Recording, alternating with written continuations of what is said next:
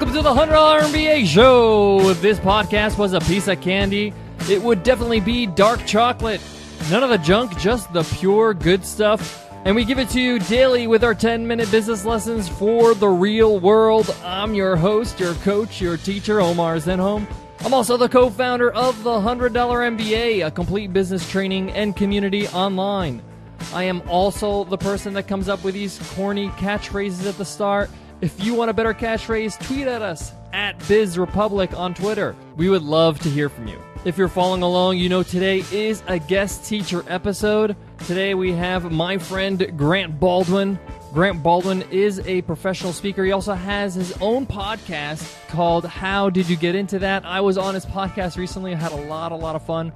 We're going to put Grant's podcast in the show notes for today. That's 100mba.net/MBA177. So why is Grant here? What is he going to teach you? Well, Grant is a public speaker, but what I love about Grant is that that's what he does for a living. He's been doing it for years. That's how he brings home the proverbial bacon. And today, he's going to teach you how to get paid as a public speaker. No matter what business you're in, you can leverage what you know by getting paid as a speaker. We got a whole lot to cover, so let's get down to business.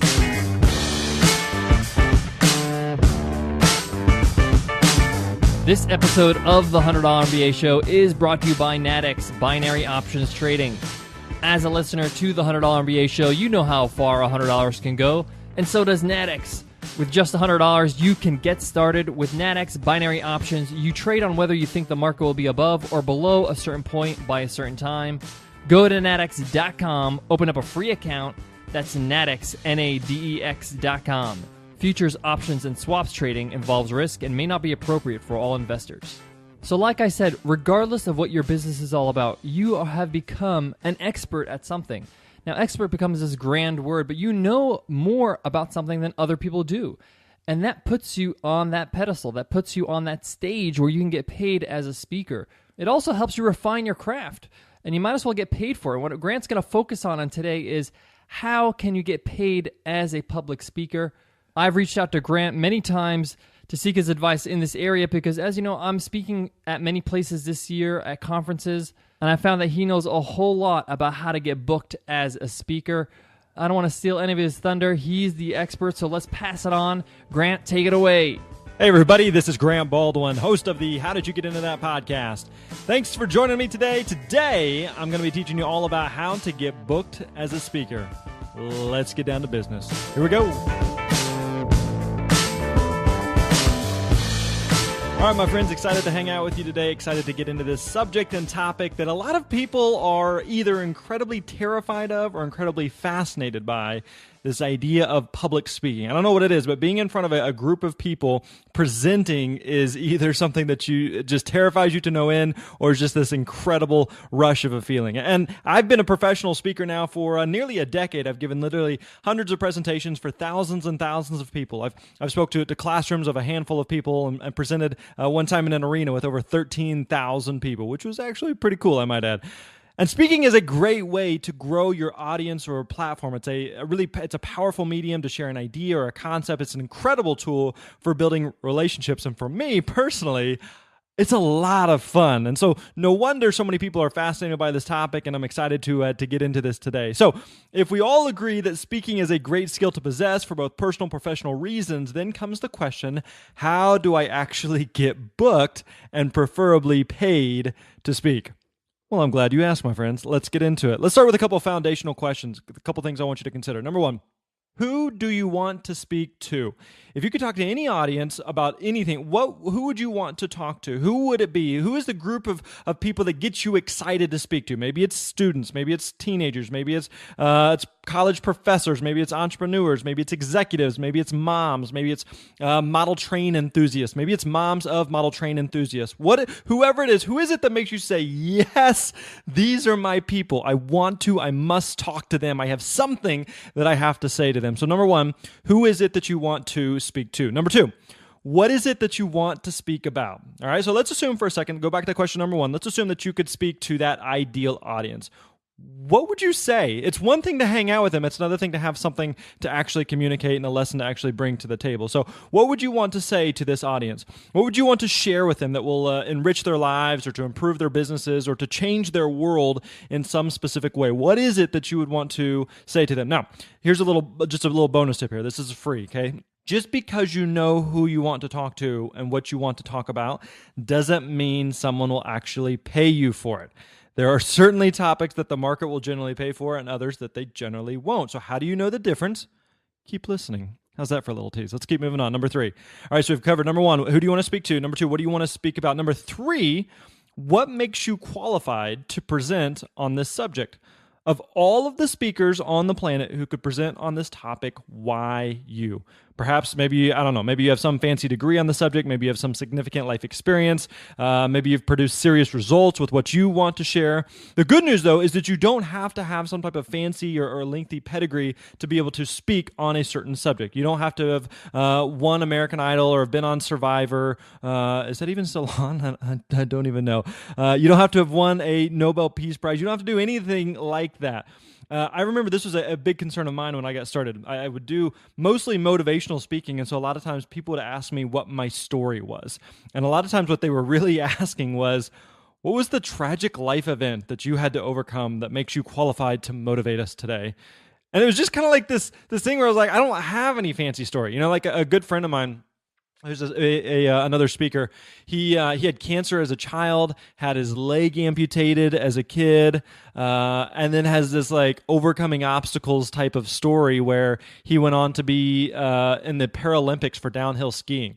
He skis on one leg, and he is much better skier on one leg than I am on two. So he has this amazing story. We've all heard those types of stories of whether it was an athlete or some type of comeback story like that, or someone who fought in war or some significant life thing that makes it easier for them to get on stage and makes them qualified to present on a certain subject. And the fact is that I didn't have any fancy story, and maybe you don't either.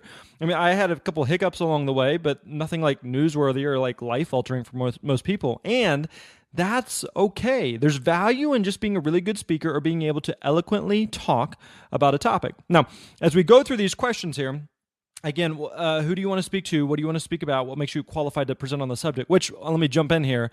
Don't worry about having to take a bunch of notes or write a bunch of things down. I'm going to send you a PDF of all of this information, all right? So that way you won't miss out on anything. You won't lose out. So don't feel the need to write it down. I'm going to send it to you, make your life a little simpler. I will tell you at the end of today's episode how you can get your hands on that.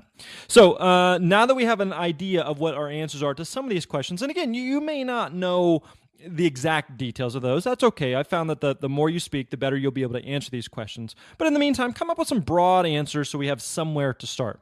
Now, before we start reaching out to decision makers and people that have the ability to actually book us to speak, we need a couple other like foundational marketing pieces in place. Number 1, you gotta have a website.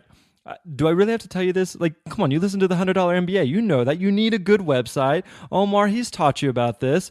You have to have a website. If you're serious about speaking, you must have a website. And you need to communicate on your website that you are a speaker. I am amazed at the number of people who are like, man, I want to be a speaker, and I'm having trouble getting booked, but nowhere on their website does it say that they're a speaker. I won't know to book you. I won't consider to book you if I don't know that you're an option. So put it on your website. Make sure that your website communicates that you are a speaker. Second thing that you want to make sure that you have is you want to have a demo video. All right, think of a demo video kind of like a movie trailer. You take like a 90-minute movie and you boil it down to 2 or 3 minutes of the best stuff.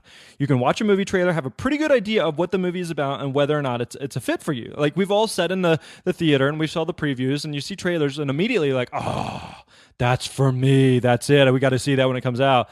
And other movies that you see a trailer for and you're like, this is not my cup of tea. That's fine. That's exactly what your demo video should be. Someone who's considering booking you should be able to look at it and be like, oh, we got to have this guy. We got to have this girl. They are perfect for our event. Or they can look at it and say, they're okay, but they're not the right fit for us. Doesn't mean you're a bad speaker. Doesn't mean it's a bad movie. It's just not the right fit. And so you want your demo video to highlight that. So it should be just a short couple minutes of highlighting it. Just like your website, a video is a must.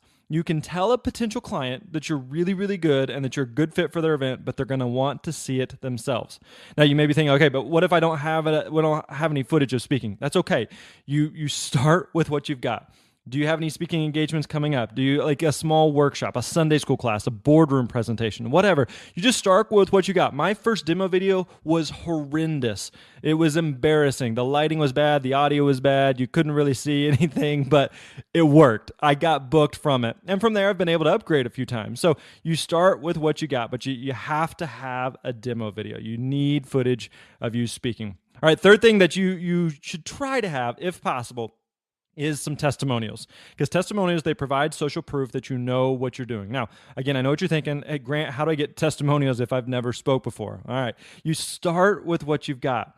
Have you given a presentation at like a work meeting or pitched a proposal or spoke at like PTA at your kid's school or something? Like any public speaking experience will work. You just have to start with what you've got. So try to get a couple of testimonials. Again, you don't have to have a ton. You'll get some more as we go, but just start with a few so other people can validate. Yeah, this person's a good speaker. This person's a good presenter. They would make a good fit for your event or for your conference.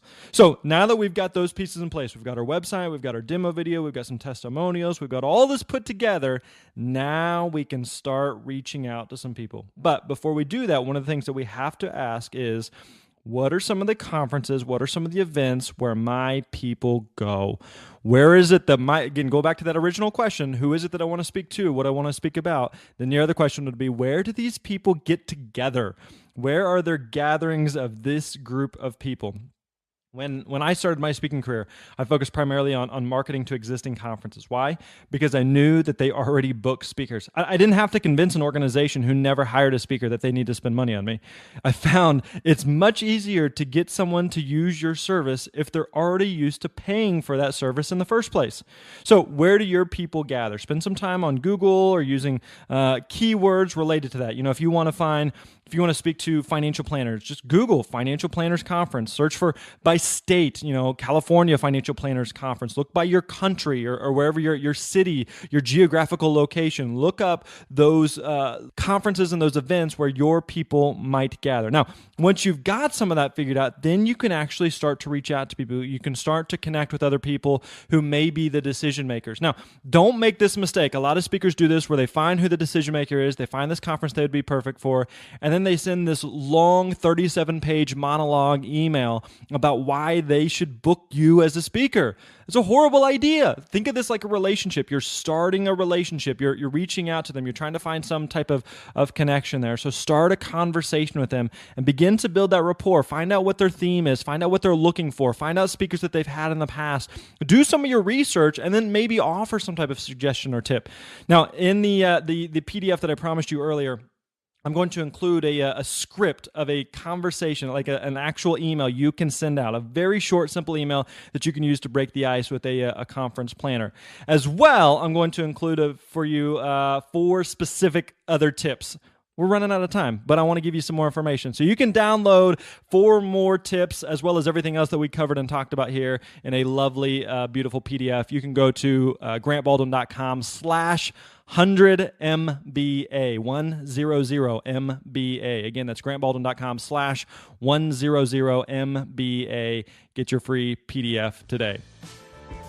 All right, my friends, this has been Grant Baldwin. I hope you enjoyed this. Hope you learned a couple things. And if you got any questions, let me know. Grant@grantbaldwin.com. Feel free to email me anytime. Make sure, again, you stop by, you check out that free PDF. You're awesome. Today's episode is sponsored by Igloo. Igloo, the best choice when it comes to your company's intranet. Yes, an intranet, an internet for your business. Igloo is an intranet you'll actually like. It's a cloud platform that helps you do your best work. You could share files, you could do blog updates, coordinate calendars, and manage projects. It's easy to use, easy to configure, even for the most non-technical of users. And it's built using a responsive design, which means you can use everything that it has to offer on a tablet, on a mobile device. Anywhere you go, you can use your intranet. Whether you're a large enterprise stuck using SharePoint or a fast-growing business overwhelmed by apps, create an intranet that matches your brand, look, and feel. Will simplify how you work. And best of all, it's accessible on your phone. So sign up now and try it for free at igloosoftware.com/MBA. That's Igloo, IGLOO, software.com/MBA. Isn't Grant such an awesome guy?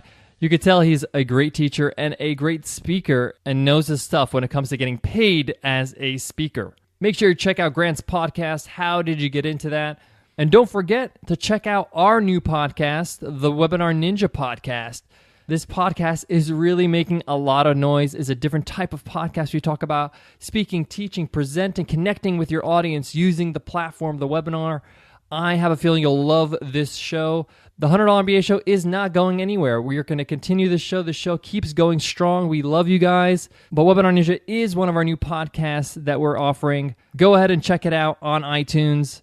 Just type in Webinar Ninja in the search box and hit subscribe.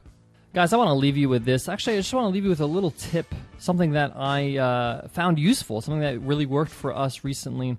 Leading up to the launch of the Webinar Ninja podcast and our platform pre-sales, we were really, really busy, busier than normal. And I wrote about it in a post. I wrote about it in our blog. I wrote a post about how much we had to get done before